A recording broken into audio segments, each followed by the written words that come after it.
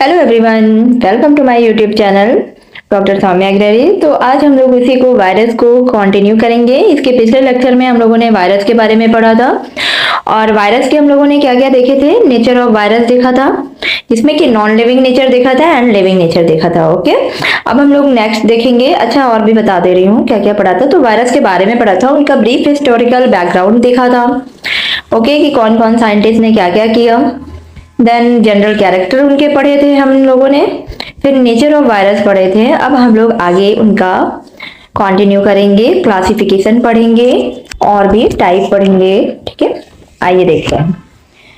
तो आप लोगों को पिछला लेक्चर कैसा लगा है, आप ये जरूर बताइए कमेंट सेक्शन में लिख के, ताकि मुझे भी पता चले कि हाँ कौन कौन पढ़ रहा है और कैसा लग रहा है। ठीक, तो आइए स्टार्ट करते हैं। तो ठीक है, अब हम लोग क्लासिफिकेशन ऑफ वायरस देखेंगे। और इसके साथ साथ आप लोग नोट्स भी बना रहे हैं ना, तो नोट्स बनाते रहिए, ये आपकी नोट्स भी तैयार हो जाएगी और रिवीजन भी कर सकेंगे। ओके, तो अच्छे से नोट्स बनाइएगा, साफ सुथरी बनाइएगा, ताकि रिवीजन दोबारा कर सके अच्छे से। ओके, अब क्लासिफिकेशन ऑफ वायरस में क्या है, इसको क्लासिफाई किसने किया था? According to AO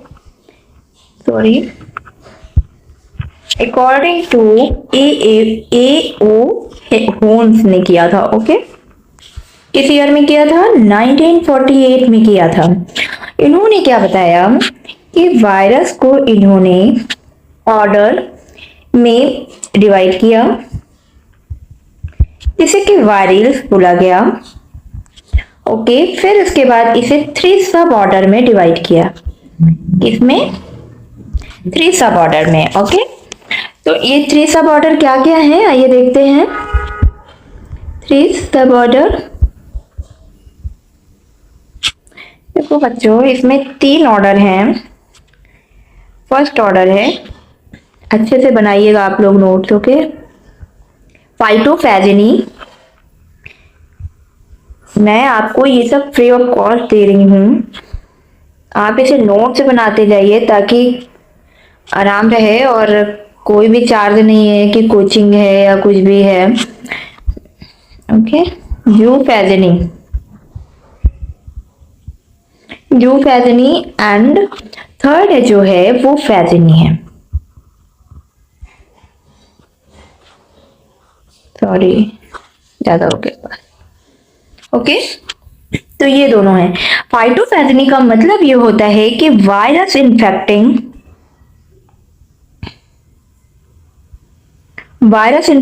plant.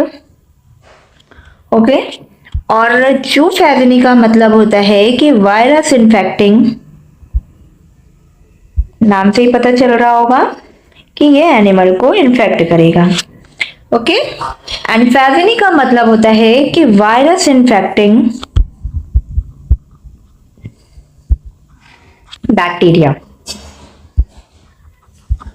Okay, तो ये हो गए आपके 3 सब ऑर्डर।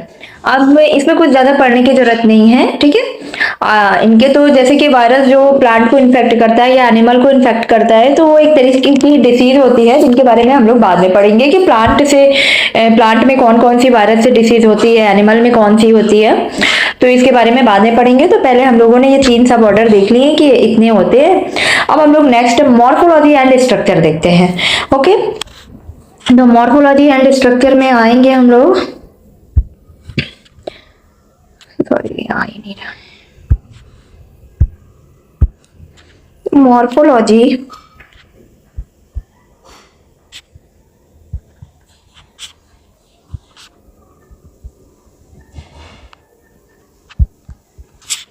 मॉर्फोलॉजी ऑफ स्ट्रक्चर में इनका जो साइज होता है, एक second,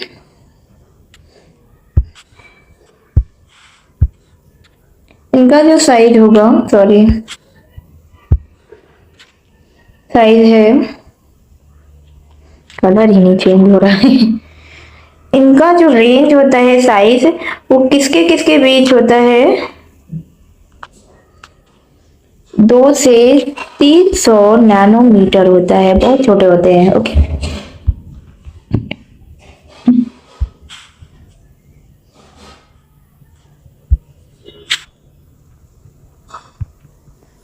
size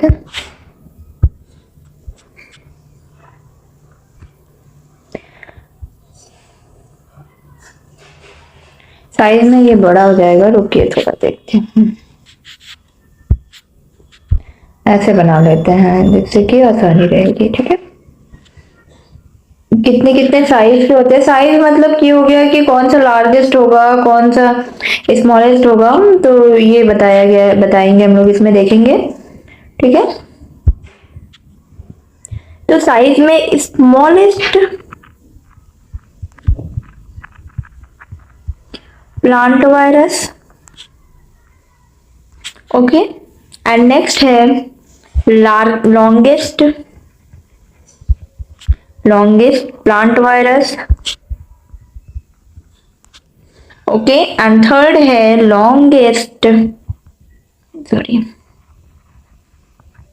longest animal virus, and fourth है smallest animal virus. Okay,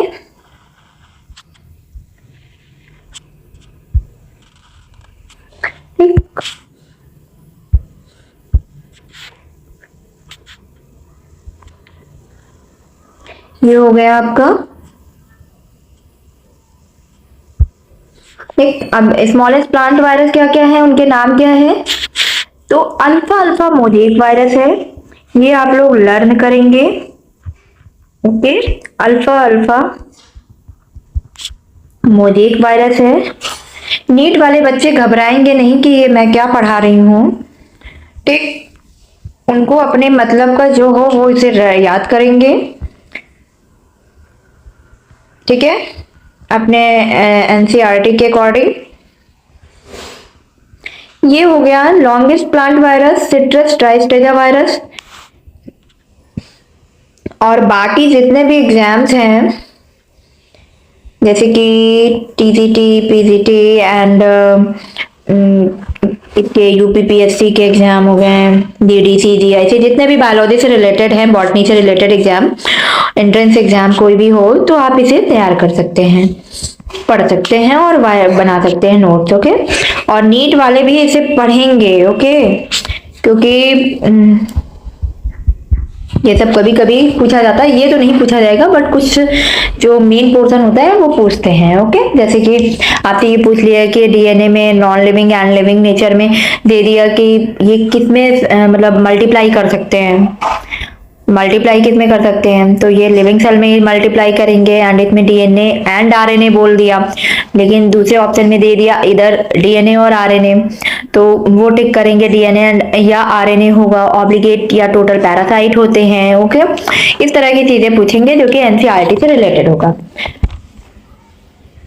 okay, ये हो गया। अब हम लोग नेक्स्ट देखेंगे। और हाँ, एक चीज और नोट भी कर बनाते जाइए आप लोग, सॉरी, नोट कर लीजिएगा, एक इंपॉर्टेंट पॉइंट है। नोट में ये है कि जो स्मॉलेस्ट ह्यूमन वायरस है, स्मॉलेस्ट जो ह्यूमन वायरस है वो क्या है, पॉक्स वायरस है। क्या है, पॉक्स वायरस है। Okay, and largest human virus,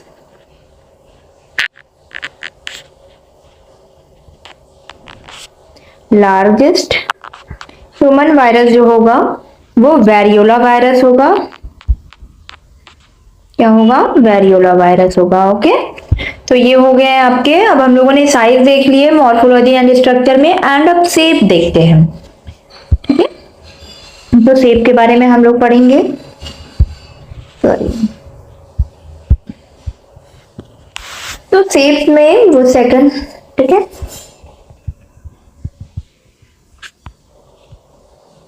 ठीक है ठीक है। ओके, शेप में ये क्या करते हैं कि ये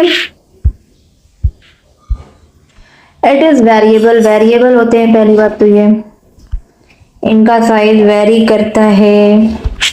ओके, एंड शेप में भी ये 4 टाइप के होंगे, होंगे बहुत सारे, बट मैं मेन बता रही हूँ, ठीक है। शेप में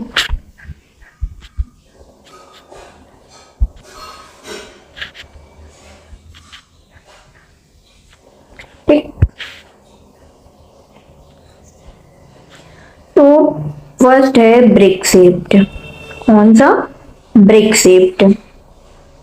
बहुत ध्यान से इसको पढ़िएगा, ये सब याद करने वाली चीज है, मैं बार बार बोल रही हूँ। एंड सेकंड है स्फेरिकल शेप्ड।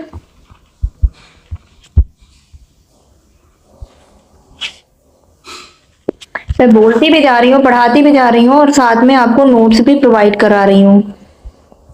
तो इससे अच्छा आपको कहाँ मिलेगा कि नोट्स भी मिल जाए और पढ़ने को भी मिल जाए।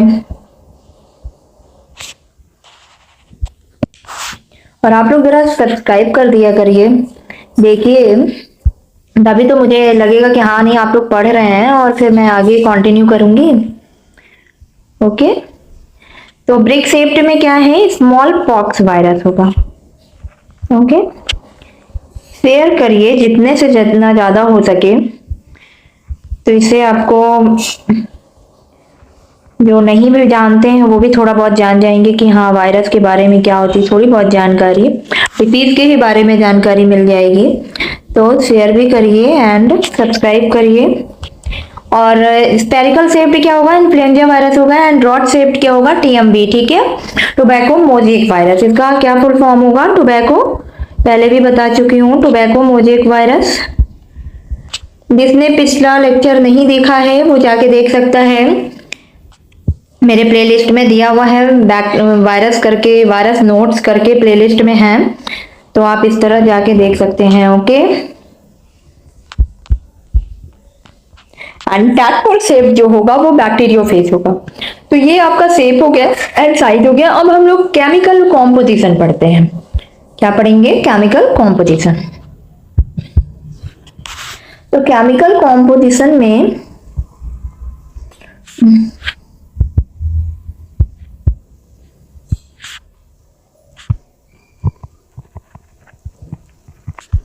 केमिकल कॉम्पोजिशन में हम उनके केमिकल देखेंगे, उनका मतलब कॉम्पोजिशन देखेंगे कि वो किसके बने होते हैं chemically. Okay,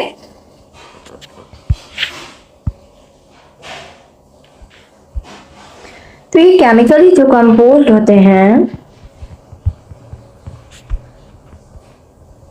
chemically composed of, firstly है nucleic acid,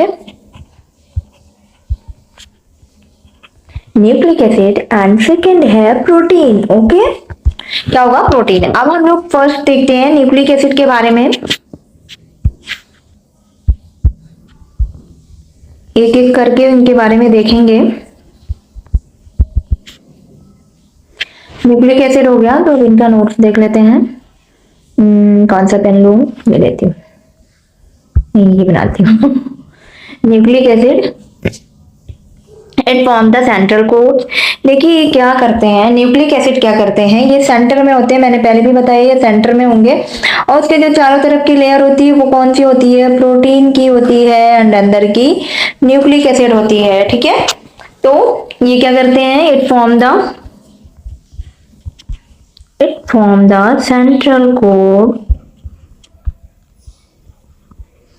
okay, central core बनाया, एंड इसके अंदर क्या क्या होगा, क्या क्या कंसिस्ट करते हैं? जीनोम करेगा ना, डीएनए करेगा या फिर आरएनए करेगा, क्योंकि मैं पहले भी बताई हूं आपको। इसके बाद प्लांट वायरस में क्या होता है? एंड इन प्लांट वायरस क्या होता है? ये बहुत मोटा चल रहा है ना, फिर कोई बात नहीं। प्लांट वायरस में आरएनए होता है, ठीक है। ये तो सभी को पता है कि प्लांट एंड एनिमल में क्या डिफरेंस होता है, कि जो प्लांट होता है उसमें आरएनए होता है, एनिमल में आरएनए नहीं होता है, ठीक है। तो इट इज आरएनए एक्सेप्ट, सिर्फ एक को छोड़ करके प्लांट वायरस में आरएनए सभी में मिलता है, ठीक है। किसको छोड़ के? कॉलीफ्लावर मोज़ेक वायरस, ठीक। इसमें क्या होता है, इसमें क्या होता है, डबल स्ट्रैंडेड, डबल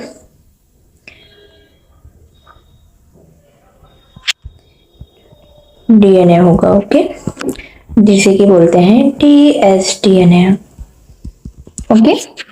एंड इसी में ही आपको लर्न भी करना है, ठीक है। अब हम लोग आगे देखते हैं इन एनिमल वायरस में। एनिमल वायरस में बच्चों क्या होता है, डीएनए तो मिलेगा बट कुछ को छोड़ करके, मतलब कुछ में क्या मिलते हैं, आरएनए मिलता है। तो अब हम लोग देख लेते हैं किसमें किसमें आरएनए मिलेगा, ठीक है। तो फर्स्ट है, एक सेकेंड, बहुत ही मोटा चल रहा था, अब सही होगा। Influenza virus, influenza virus, okay. And ये मैं बताती हूँ, कि एक सेकेंड, नेक्स्ट में हम लोग जाते हैं और लिखते हैं, ठीक है। तो पहला जो हम लोग देख रहे हैं ए पोर्शन, वो सिंगल स्ट्रैंडेड आरएनए के बारे में देख रहे हैं, सिंगल स्ट्रैंडेड आरएनए, सॉरी। तो इसमें कौन कौन से आएंगे,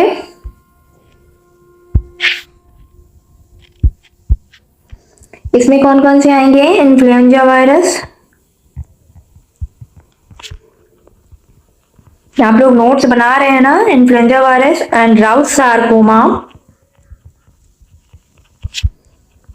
आधे घंटे का लेक्चर रहता है डेली, आप लोग इसको लीजिए, आधे घंटे का लेक्चर, तो आपकी नोट्स भी तैयार हो जाएगी साथ में, और इसे आप रिवाइज भी करते रहिएगा, याद भी होता जाएगा, ठीक है। Influenza virus, राउथ sarcoma virus and AIDS virus and polio virus. आप कोचिंग जाते होंगे, आपको वहां पे भी यही काम करना पड़ता होगा, तो क्यों ना आप घर में यही काम कर लीजिए।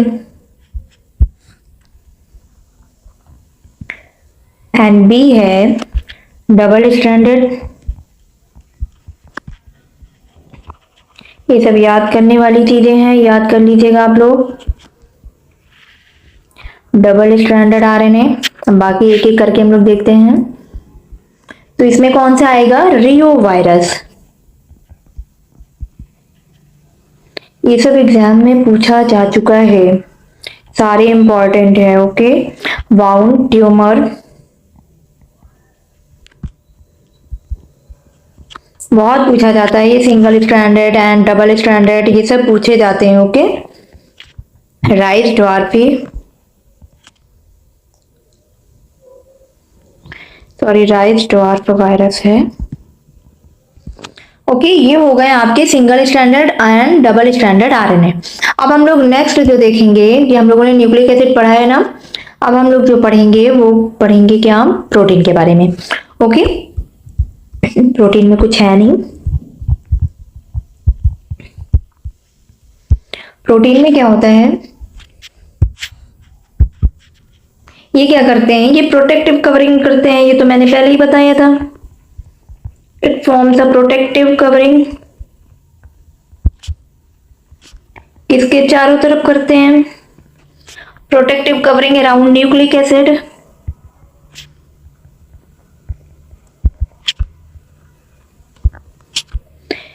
ओके। तो इसे क्या कहेंगे, is known as protein coat, क्या बोलते हैं, प्रोटीन कोट बोलते हैं, ओके। एंड नेक्स्ट है कि it is also known as, इसे एक नाम से और बोलते हैं, कैप्सिड। ओके, क्या बोलते हैं? कैप्सिड बोलते हैं। इंपॉर्टेंट है ये सब। एंड इट्स कैप्स मतलब इट्स स्ट्रक्चर यूनिट, इसका जो स्ट्रक्चरल यूनिट होता है, स्ट्रक्चरल यूनिट वो क्या कहलाता है? कॉल्ड एज कैप्सोमेयर बोलते हैं। ओके, क्या बोलते हैं? कैप्सोमेयर बोलते हैं। ये कैसे अरेंज्ड होते हैं, किस तरीके से? हेलिकल शेप्ड में या पॉलीहेड्रल मैनर में। हेलिकल या पॉलीहेड्रल में, ये सारे इनकरेक्ट या असर्शन रीजन में पूछे जाते हैं, तो इसलिए बहुत ध्यान से आप लोग इसे पढ़िएगा। ठीक है, ये प्रोटीन का हो गया आपका। अब हम लोग टोबैको मोज़ेक वायरस के बारे में देखते हैं अब next. Okay,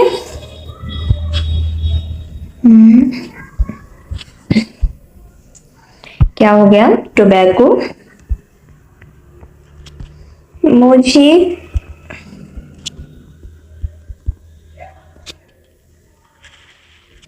tobacco mosaic virus के बारे में, जिसे कि आप लोग बोलेंगे TMV शॉर्ट फॉर्म में। क्या? तो इसके बारे में अब हम लोग देख लेते हैं।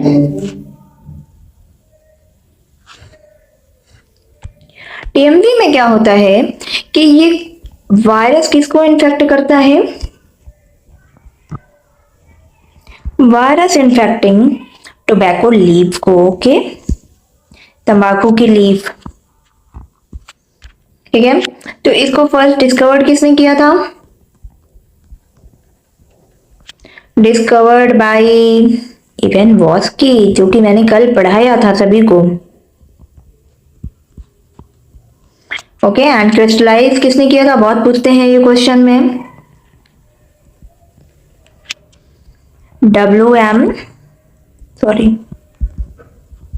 स्टैनले ने किया था। और इन्हें क्या कहा जाता है? फादर ऑफ वायरोलॉजी बोलते हैं। ओके, एंड इनका जो शेप है रॉड शेप्ड के होते हैं। ये कैसे होंगे? रॉड शेप्ड के होते हैं। एंड ये हेलिकल इनमें सिमेट्री होती है। आप ये ना सोचिएगा कि इनके शेप और साइज में क्या है, ये तो एग्जाम में पूछा नहीं जाएगा, यही पूछते हैं और असर्शन रीजन में दिए होते हैं, जबकि कभी कभी करेक्ट एंड इनकरेक्ट में दिए होते हैं, तो ये हमें दिमाग में याद होना चाहिए। ओके, एंड कंटेन्स, ये क्या कंटेन करते हैं? कौन सा DNA या RNA करते हैं? तो ये सिंगल स्ट्रैंडेड RNA करते हैं। ओके, क्या होते हैं? Single stranded RNA। बहुत इंपॉर्टेंट है ये, बिल्कुल इंपॉर्टेंट है, इसे टिक कर लीजिएगा, मार्क बना लीजिए। एंड इसमें क्या होता है? कंसिस्ट ऑफ 7300 न्यूक्लियोटाइड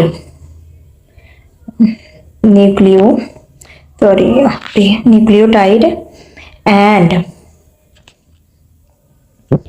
2130 कैप्सोमियर होते हैं। ओके, मतलब कि 5% इसमें आगे है कि हैव 5% RNA एंड 95% प्रोटीन होती है। समझ रहे हो आप? प्रोटीन सबसे ज्यादा होती है, RNA 5% होगा। ठीक है, अब नेक्स्ट आप लोग देखेंगे बैक्टीरियोफेजेस, जिसको मैंने पहले एक लेक्चर बनाया था, बाकी उसको हम लोग इसी में ही ऐड कर देंगे। ये है, ठीक है। बैक्टीरियोफेज में वो क्या है कि बैक्टीरियोफेज में एक डायग्राम है, देखिए हेलिकल शेप्ड का है। ये प्रोटीन कोट, आउटर कवरिंग जो होगी ये प्रोटीन कोट की होगी, एंड न्यूक्लिक एसिड इसके अंदर जो प्रेजेंट है। एंड फिर ये जो पार्ट होता है इनका, ये कॉलर कहता है, और ये जो पार्ट है उसके नीचे वाला कॉलर, शर्ट की कॉलर ऊपर होती है ना, तो कॉलर हो गया। फिर उसके बाद नेक हो गई, एंड सॉरी, ये जो आपको अंदर दिख रही है ये वाला पार्ट, ये टेल सीथ हो जाएगा। ठीक है, टेल सीथ मतलब उसकी पूंछ हो गई। एंड लास्ट में ये जो पार्ट है ये एंड प्लेट हो गया। एंड ये जो फाइबर आपको ऐसे दिख रहा होगा, इसके पैर लाइक दिख रहे होंगे, उसे टेल फाइब्रस बोलते हैं। ओके, अब हेड क्या है कि head prism like and hexagonal होगा। एंड टेल क्या है, elongated and attached with head by neck and collar होगा।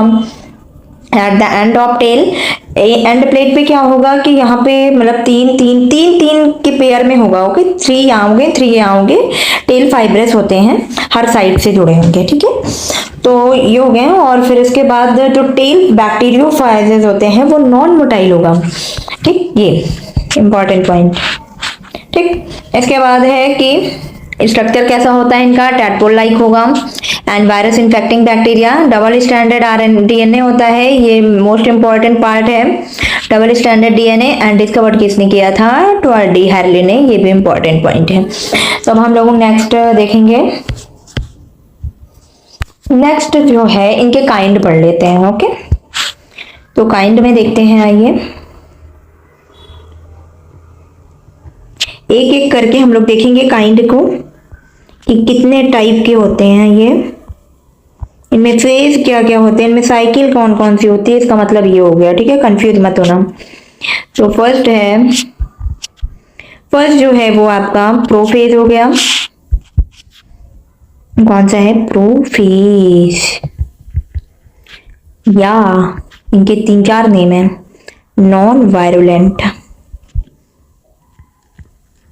क्या हो गए, नॉन वायरुलेंट हो जाए हैं, या फिर नॉन इन्फेक्टियस। इनके बारे में भी एक एक करके देखेंगे। ओके, अभी तो मैं ऐसे ही बता रही हूँ। एंड सेकंड है फेज बोलते हैं। ठीक है, फिर सेकंड नाम इनका है वायरुलेंट। एंड थर्ड नेम है इनका इन्फेक्टियस। तो एक एक करके अब हम लोग इनके बारे में जानते हैं। तो पहले हम लोग प्रोफेज के बारे में देख लेते हैं। प्रोफेज में करते क्या है ये, प्रोफेज में क्या करते हैं ये कि ये वायरस जो बैक्टीरियल सेल के अंदर जब जाते हैं, यानी कि कोई सेल हो गई, सेल के अंदर जब वायरस जाता है, यानी कि मान लो कि कोई ऐसे बैक्टीरियल सेल हो गई। ओके, बैक्टीरियल सेल हो गई और यहाँ पे वायरस जो है बैक्टीरियल सेल हो गई, तो सेल के अंदर जो वायरस जब जाता है तो वो पड़ा रहता है यूं ही, मतलब वहां पे कोई भी हरकत नहीं करता है, तो पड़ा रहता है। इनफैक्ट इसीलिए दिया हुआ है इसका नाम दूसरा कि नॉन इन्फेक्टियस होता है, नॉन वायरुलेंट, वायरुलेंट नहीं करता, मतलब मल्टीप्लाई नहीं करेगा। ओके, तो इनमें क्या लिखेंगे हम कि virus do not lysis the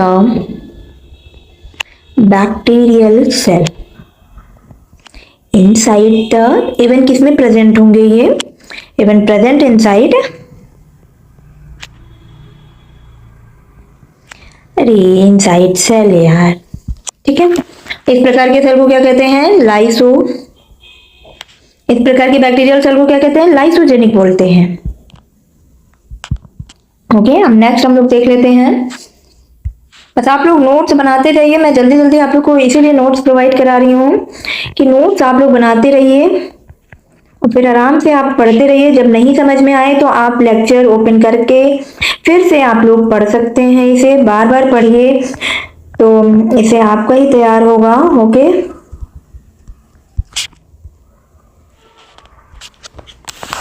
और वायरस हो गया, फेजेस हो गया, सेकंड पार्ट, सेकंड जो इनका वो है काइंड है, पार्ट है, सेल है, साइकिल है।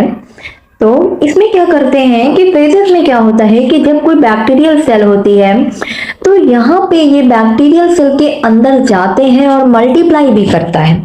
क्या करते हैं, मल्टीप्लाई भी करेगा और मल्टीप्लाई करते हैं। तो आगे हम लोग लिख लेते हैं ना, एक सेकंड।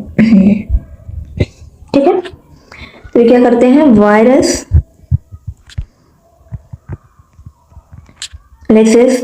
लाइसिस जो भी पढ़ना है आप पढ़िए इसे। बैक्टीरियल सेल एट वंस, एक बार ही करता है। Okay, is known as virulent. ठीक है, इनका एग्जाम्पल क्या होता है कि ये टी सीरीज में पाए जाते हैं। ओके, क्या होते हैं एग्जाम्पल इनके, कौन कौन से हैं टी सीरीज में? Virus of T series. T series like का मतलब क्या होता है? T series T2, T4 and T6। ठीक है, ये हो गया आपका। समझ रहे हो ना हम क्या कह रहे हैं? मतलब इसमें क्या करते हैं कि जो बैक्टीरियल सेल होते हैं, the bacterial cell is completely, पूरी तरीके से ये डिस्ट्रॉय हो जाते हैं। कब? कंप्लीटली डिस्ट्रॉयड इमीडिएटली आफ्टर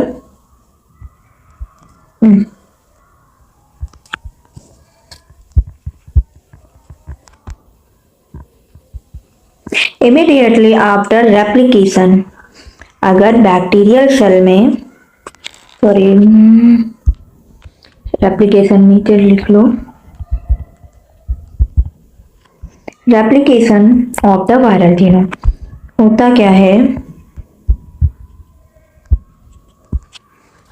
होता क्या है कि कोई बैक्टीरियल सेल है, ओके, सॉरी दूसरे से समझाती हूँ। ये बैक्टीरियल सेल हो गया।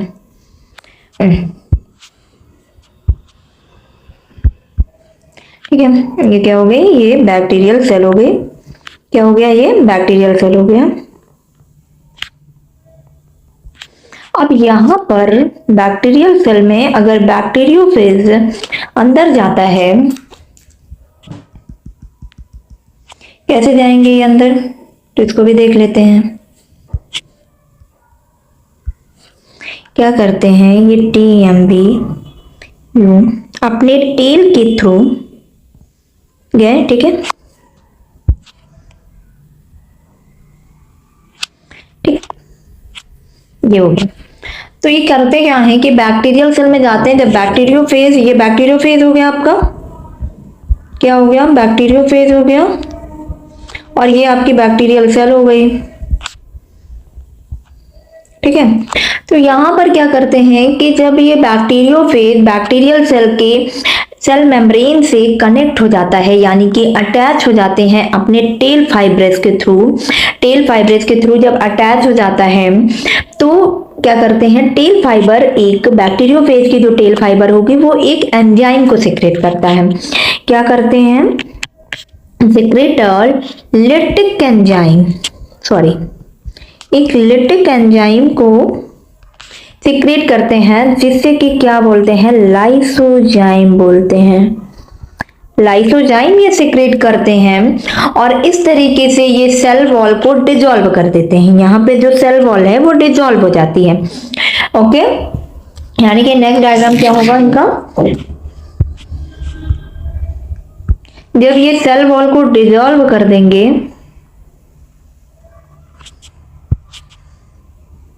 ये देखो दिख रहा है ना, ये सेल वॉल को चिपके और सॉरी ठीक है डिसॉल्व कर देते हैं। तो होता क्या है कि जब सेल वॉल डिसॉल्व कर देगा तो एक पोर बना लेंगे, ये यहाँ पे ये पोर बना लिए। ओके, पोर बनाते हैं तो उसके थ्रू ये अपने जेनेटिक मटेरियल को यानी कि जो इसमें जेनेटिक मटेरियल है वो इनका बैक्टीरियल सेल में आ जाएगा। बैक्टीरियल सेल में इनके ट्रांसफर कर देंगे अपने डीएनए को। तो इस तरीके से जो डीएनए का जो बैक्टीरिया जो मतलब बाहर का, और ये न्यूक्लिक एसिड को मतलब न्यूक्लिक एसिड डीएनए को ये अंदर वायरल बैक्टीरियल सेल के अंदर दे देंगे, ट्रांसफर कर देंगे। बट जो प्रोटीन कोट होती है, जो प्रोटीन कोट होगी वो बाहर ही रह जाएगी। ओके, एज अ वैकेंट, जिसे कि क्या बोलते हैं? घोस्ट बोलते हैं। क्या बोलते हैं? घोस्ट बोलते हैं या डफनट बोलते हैं। ओके, और ये क्या हो गया? इन्होंने अपना दे दिया, ले जाओ भैया मेरा फेस डीएनए तुम ले जाओ, रख लो अपने पास और जाओ रेप्लिकेट करो। ठीक, फिर इस तरीके से इनकी जो मेटाबॉलिक एक्टिविटीज होती हैं, बैक्टीरियल सेल की एक्टिविटी, वो कंट्रोल हो जाती हैं एंड डीएनए को अलाउ कर देती हैं कि जाओ मल्टीप्लाई करो और ढेर सारे तुम फेजेस बनाओ, ढेर सारी ठीक है, फेस तैयार करो और कितने मिनट में, 15 से 20 मिनट में बनाते हैं। ओके, इनकी जो एक्टिविटी बैक्टीरियल सेल की होती है ये पूरी तरीके से कंट्रोल हो जाती हैं और फेज डीएनए को अलाउ कर देती है कि जाइए भैया आप मल्टीप्लाई करिए, रेप्लिकेट करिए और न्यू न्यू फेज बनाइए, 100 से 300 फेज बनाइए, 15 से 20 मिनट में आप हमें प्रोडक्ट दीजिए। ओके, तो इस तरीके से ये रहा आपका मल्टीप्लीकेशन का प्रोसेस। तो हो गया आपका, ठीक है। तो ढेर सारे ये बना लेंगे। क्या बनाते हैं, ढेर सारे रेप्लिकेट करके ढेर सारी बैक्टीरियोफेजिस। लो लो लो लो भैया हम आ गए, नया नया प्रोडक्ट लेके, ढेर सारी दुकान हो गई हमारी। ठीक, इस तरीके से ये करते हैं। सॉरी सॉरी सॉरी सॉरी, ठीक है। अब ये हो गया। अच्छा हाँ, एक चीज और, नोट्स में आपको एक और नोट बना लीजिए। क्या होता है कि जो रिवर गंगा की प्योरिटी होती है, रिवर गंगा की प्योरिटी वो किसके कारण होती है पता है? बहुत इंपॉर्टेंट है ये भी, ये पूछा जाता था पहले, अभी भी पूछ सकते हैं क्या है, क्योंकि हमेशा क्वेश्चन को रिवाइज ही किया जाता है। तो ये किसके कारण होता है, किसकी प्रेजेंस के कारण होता है? Due to presence of bacteriophage. Okay,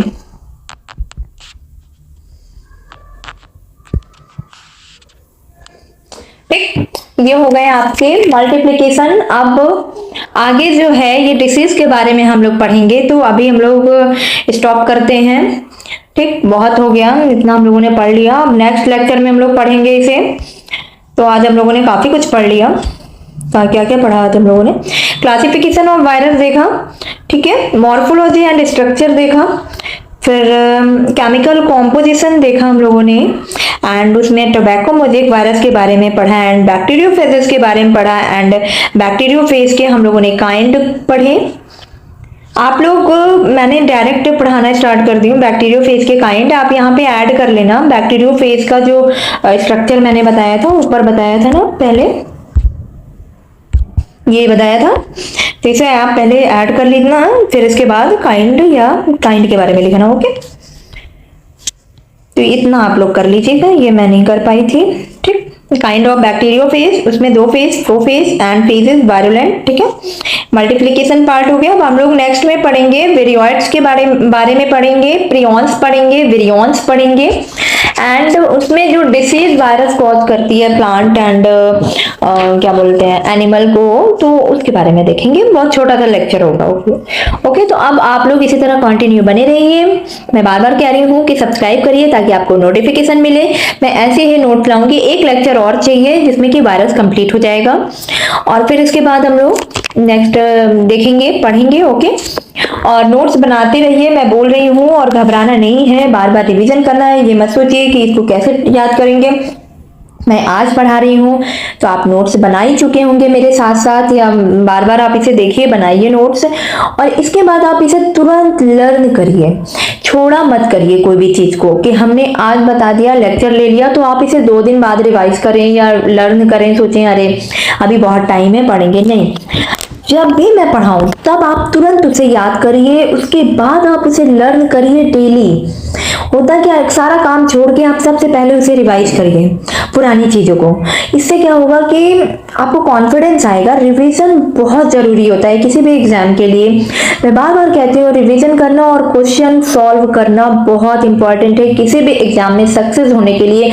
कोई भी एग्जाम हो, चाहे छोटा हो चाहे बड़ा हो, कोई छोटे बड़े एग्जाम नहीं होते हैं, सबकी अपनी अपनी क्षमता होती है एग्जाम निकालने की, और सबके इसमें इक्वली क्षमता होती है निकालने की।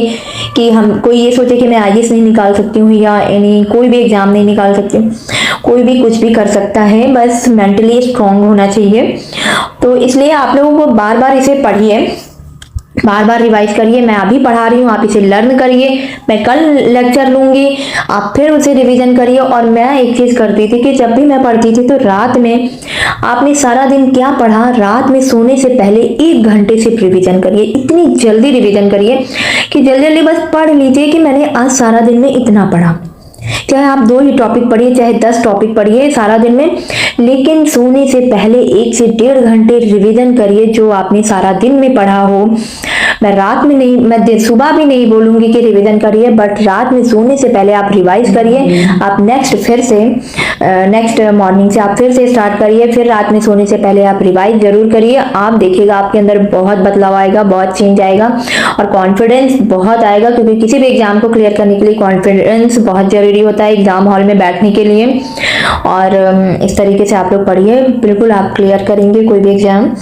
और ऑल द बेस्ट। ओके, अब हम लोग नेक्स्ट वीडियो में मिलते हैं। Thank you.